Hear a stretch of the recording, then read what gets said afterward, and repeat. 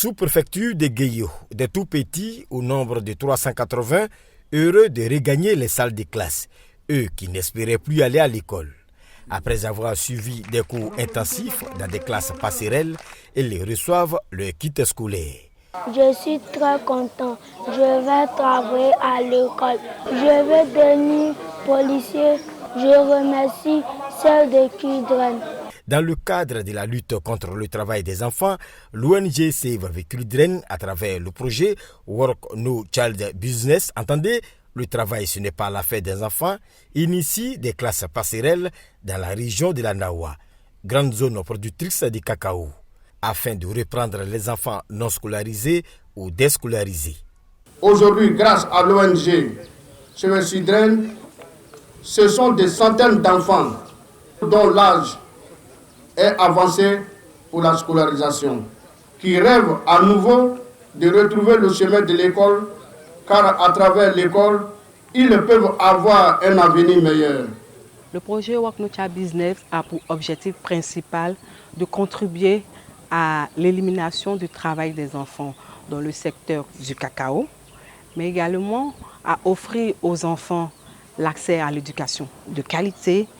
Nous avons mis en place 12 classes passerelles qui ont permis de toucher 280 enfants. Et parmi ces enfants, 230 ont été intégrés dans l'école formelle au titre de l'année scolaire 2021-2022.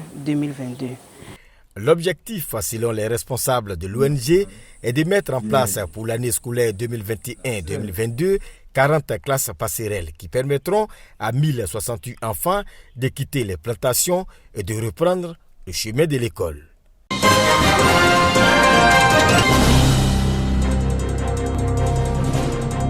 Un cadre d'échange public pour favoriser l'émergence d'une conscience collective nouvelle, c'est à l'image des agoras et autres forums d'expression publique. À Anyama, le GEPSI Jeunesse engagé pour la Côte d'Ivoire amorce la démarche. On lance ce cadre-là en vue d'informer, de former et d'inciter, n'est-ce pas, la jeunesse au débat.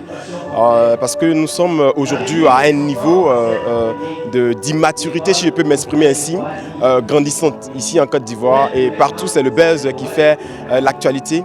Alors nous avons besoin, nous autres, en tant que jeunesse consciente, n'est-ce pas, d'offrir un cadre différent que ce que nous avons l'habitude de toujours voir. Un cadre qui appelle à l'intellect, qui appelle à la réflexion, qui appelle à la promotion de la pensée. Sur l'espace, plusieurs mouvements associatifs et jeunes activistes présents. Pour la plupart, il est temps pour la jeunesse de s'interroger sur les réelles questions sociales et d'actualité. Et donc c'est progressivement qu'on pourra, nous d'autres qui sommes intéressés par ce genre de concept-là, emmener la plupart de ces jeunes-là qui sont pour la plupart en quête d'identité, en quête de se retrouver eux-mêmes, les emmener à pouvoir aimer la chose publique, aimer la chose politique, à s'intéresser à la vie de l'État. L'orateur du jour ne dit pas autre chose. Pour le docteur Paul Agoubli, l'émergence d'une pensée constructive pour la Côte d'Ivoire de demain part de ce type d'initiative. C'est un espoir que de savoir qu'ils prennent de telles initiatives parce qu'en construisant autour d'eux les clivages anciens qui existent et qui grèvent la marche en avant de la société, on a l'espoir, on a le sentiment que progressivement ces clivages peuvent s'estomper par un travail philosophique, intellectuel, conscient. La Côte d'Ivoire de la République à la nation, c'est le thème abordé. Ce forum de débat est appelé à s'ouvrir à la classe politique dans les prochains mois.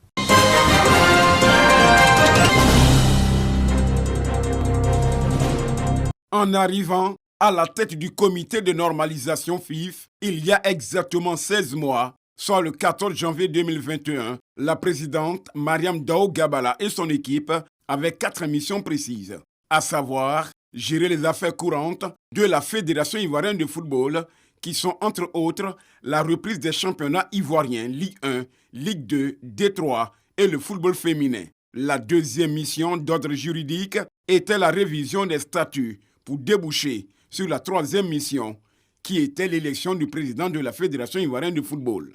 Sur ces 3 premiers points, et même la dernière ligne, qui était de réviser les statuts de certaines parties prenantes, la mission fut accomplie pour la sénatrice et son comité exécutif. Cependant, au niveau du bilan sportif, la moisson n'a pas été fructueuse. Un véritable fiasco, parce qu'à la CAN, on était éliminé en 8e de finale.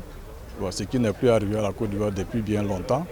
Au niveau de la Coupe du Monde aussi, on n'a pas été capable de se qualifier pour les barrages, alors qu'on menait le bal jusqu'à la dernière journée. Tout en pensant avoir travaillé avec des valeurs bien définies, transparence, responsabilité citoyenne et le professionnalisme, Dao Gabala dit partir de la FIF avec ce sentiment. Les Ivoiriens ne s'aiment pas eux-mêmes. C'est ma plus grande douleur. Et ça se traduit sur l'équipe nationale. Quand on aime son pays, on le prend avec ce qui est beau, ce qui n'est pas beau. Et ce qui n'est pas beau, on le lave en famille. On ne l'expose pas. Ce mercredi 4 mai 2022, à la Maison de Verre, à Treichville, elle passera la main à Yacine Idriss Diallo, dont l'élection ne peut être remise en cause ni par la CAF, ni par la FIFA.